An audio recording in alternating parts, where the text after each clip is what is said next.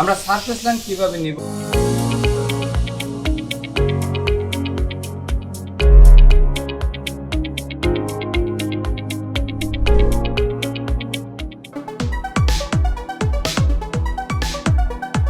আসসালামু আলাইকুম, আশা করি আপনারা সবাই ভালো আছেন।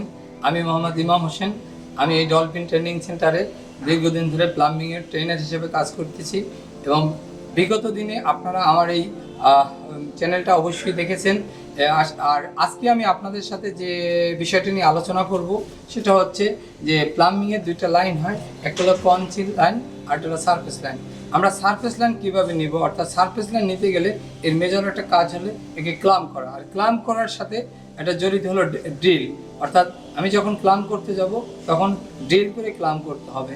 তাই এখন আমরা ড্রিল কিভাবে করব এবং ক্লাম্প কিভাবে করব এবং ড্রিলের ভিতরে আমরা রয়্যাল প্লাগ কিভাবে ঢুকাবো এবং ঢুকিয়ে কিভাবে পাইপটাকে সেট করব সেই বিষয়টা আমরা এখন দেখব। এখন আমি পাইপটা ওয়ালে ধরলাম, ধরে পজিশনটা ঠিক করে নিলাম কোন পজিশনে, তখন আমি একটু ক্লাম্প নিলাম, ক্লাম্প নিয়ে আমি ধরবো, ধরে এখানে দেখবো ক্লাম্পটা কোন জায়গায় আমি বসাবো। তারপর এই ক্লাম্পটার জন্য আমি একটা স্ক্রু দিয়ে আমি মার্কিং করে নিলাম যে এই মার্কিং বরাবর আমি ড্রিল করব। তো আমি দুই সাইডেই মার্কিং করলাম। এই ক্লাম্পটা আমি নেওয়ার পরে আমি উপরে আবার ক্লাম্পটা ধরলাম, ধরার পরে এখানেও আমি একটা পয়েন্ট চিহ্নিত করে নিলাম যে এই পয়েন্টে আমি ড্রিল করব। দেখেন এই একটা পয়েন্ট, আবার এই একটা পয়েন্ট, অর্থাৎ আমি এই দুইটা পয়েন্ট চিহ্নিত করে নিলাম। কেন?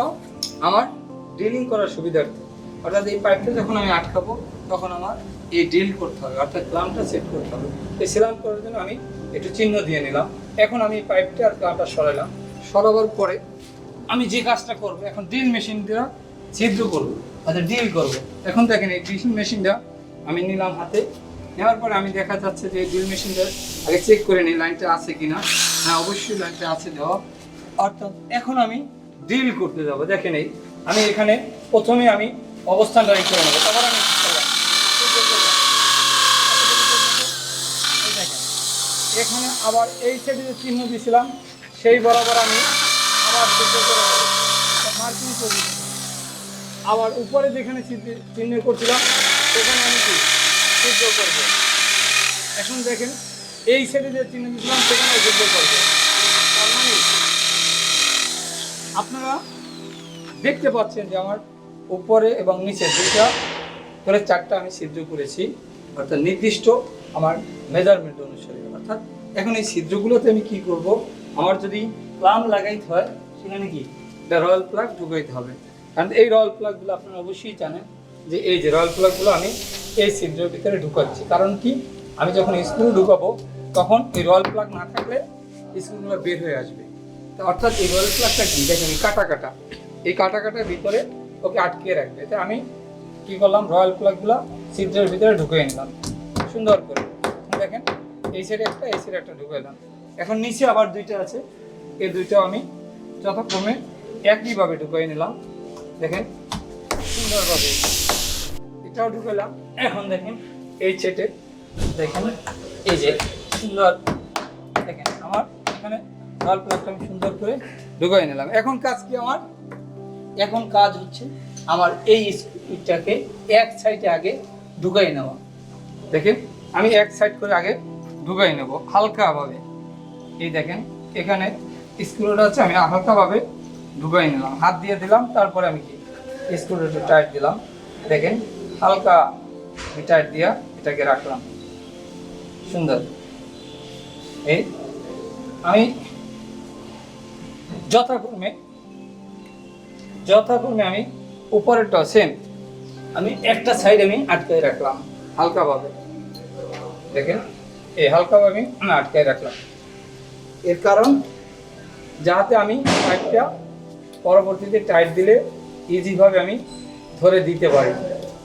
আর এই কাজটা আমাদের কেন করতে হবে সেটা তো আমি আগেও বলেছি যে আমরা সারফেসে লাইন নেওয়ার জন্য আমাদের এই কাজটা করতে হবে। এখন দেখেন এই ছিটটা আমি একটা স্ক্রু ঢুকাই নিচ্ছি যাতে আমি পাইপটা সহজভাবে ঢুকাই দেবো। এখন দেখেন এই পাইপটাকে আমি এখানে ইজিভাবে লাগাবো। দেখেন কিভাবে আমি এখান থেকে সুন্দর করে এই স্ক্রুটাকে আবার বের করে নিলাম। নেওয়ার পরে আমি দেখেন এই যে ইজিভাবে আমি এটাকে এখানে লাগাইলাম, এরপরে আমি অপোজিটে এটা উঠাই দিলাম। এখন আমি নিচেরটা একটু টাইট দেবো, টাইট দিলে ইজি আমার যে ছিদ্রটা সেই ছিদ্র বরাবর আমি আগে লাগাই নেব, স্ক্রুটা আমি লাগাই নিচ্ছি, লাগাই আমি টাইট দেবো। যে টাইট দিলে আমার এইটা অলরেডি ওয়ালের সাথে সেট হয়ে যাবে। দেখতেছেন আমার স্ক্রুটা আমি টাইট দিতেছি, পাইপটা আমার যেহেতু টাইট হয় নাই সেহেতু পাইপটা বের হয়ে যাচ্ছে। একটু টাইট হয়ে গেলে আর এই পাইপটা বের হবে না, এখানে স্ক্রুটা অটোমেটিকলি ঢুকে যাচ্ছে।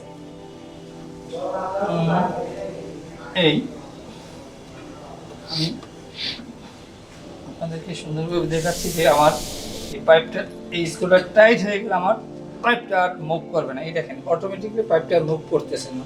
আমি এখন এইটাকে আজকে হালকা টাইট দেবো, এইটাকে আমি উঠাই নিচ্ছি। এখন আমি এই পাইপটাও স্ক্রুটাও টাইট দেবো, দেখেন। আর স্ক্রু টাইট দেওয়ার সময় হাতটা খুব সাবধানে রাখতে হবে যাতে এই ড্রাইভারটা স্লিপ না করে। এখন দেখেন আরেকটা স্ক্রু দিয়ে আমি অপোজিট সাইডে এটাকে টাইট দিয়ে দেবো। এই দেখেন অলরেডি আমার এখানে ছিদ্র করা আছে, আগে আপনাদেরকে দেখাইছি যে আমি এখানে ছিদ্র করে রেখেছি। এখন আমি এখানে কি করতেছি, আরেকটা স্ক্রু ঢুকিয়ে টাইট দিতেছি, দেখেন। অর্থাৎ আমি যদি সারফেসে লাইন নিই তখন আমার এভাবে স্ক্রুগুলো ঢুকিয়ে সুন্দর করে টাইট দিয়ে পাইপকে লাগাতে হবে।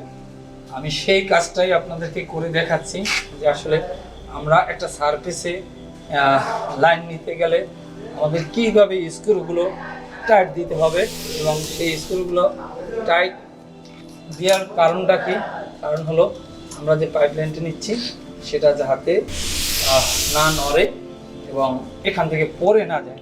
দেখেন আমি অটোমেটিকলি এই পাইপটা এখন আমার স্ক্রু দ্বারা আমি ছিদ্র সেট করে ফেলছি। এখন দেখেন পাইপটা খুবই মজবুত আর টাইট হয়ে গেছে। অর্থাৎ আমি দুটো স্ক্রু এভাবে আমরা যতভাবে লাইনগুলো নেব, এরকম যত লাইন নেব সব এরকম আমরা এরকম প্লাম করে করে লাইনগুলো নিতে পারবো।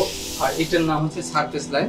এই সারফেস লাইন নেওয়ার জন্য আমাদের এই ড্রিল করতে হবে, তারপরে এই রয়্যাল বোর্ড লাগাতে হবে, প্লাম লাগাতে হবে যাতে পাইপটা মুভ করে না করে অর্থাৎ পড়ে না যায়।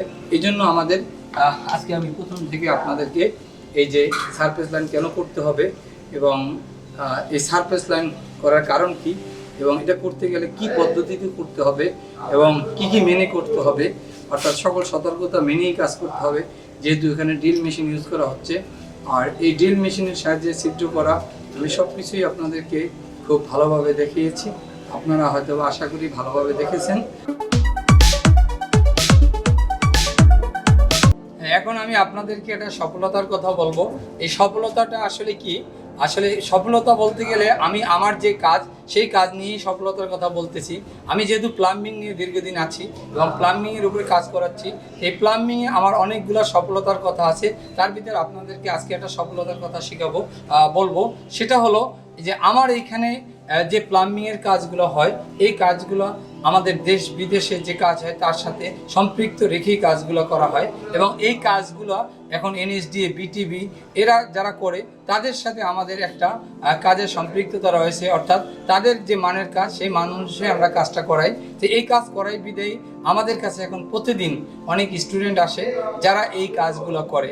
এই কাজ করার পরে এখন কি হচ্ছে, এই প্লাম্বিংয়ে কাজ করার পরে তারা এই আমাদের দেশে প্রতিদিন কিছু না কিছু হলো, অন্য কিছু না হয়, অর্থাৎ ডেভেলপার অর্থাৎ বাড়ি, মসজিদ, অফিস, আদালত প্রতিদিনই নির্মাণ হয়। আর এই নির্মাণ কাজে প্রত্যেক জায়গায় পানির লাইনের কাজ আছে, গ্যাসের লাইনের কাজ আছে। এই কাজগুলো করার জন্য একজন প্লাম্বার খুবই ইম্পর্টেন্ট। অর্থাৎ সেই কাজটা করার জন্য অনেক লোক দরকার, যে লোক এখনও আমাদের দেশে তৈরি হয় নাই। এটা গেল আমার দেশের কথা। বিদেশেও প্রত্যেকটা জায়গায় এরকম প্লাম্বিংয়ের কাজ আছে। সেই কাজগুলো করার জন্য অনেক হাই স্যালারিতে অনেক প্লাম্বার দরকার। কিন্তু এই কাজ করে আমার কাছ থেকে অনেক লোক বিদেশে গিয়েছে এবং এখনও অনেক চাহিদা আছে যারা বলছে যে আমার অনেকগুলো প্লাম্বার দরকার এই কাজের জন্য। তাই আমি আসলে খুঁজে প্লাম্বার অনেকে পাচ্ছি না। তাই আপনারা যদি এই কাজটা শিখেন মনোযোগ দিয়ে, তাহলে আশা করি আপনারা কেউ আর বেকার থাকবেন না। আপনাদের কর্মসংস্থান দেশ এবং বিদেশ সব জায়গায় হবে। তাই সবাই আসেন এই কাজটা ভালোভাবে শিখেন, এই সফলতাগুলো আপনারাও নিয়ে যান, অর্থাৎ আপনাদের লাইফও এই সফলতাগুলো নিলে আপনারাও কোথাও না কোথাও গিয়ে ভালো কিছু করতে পারবেন। সকলকে অসংখ্য ধন্যবাদ।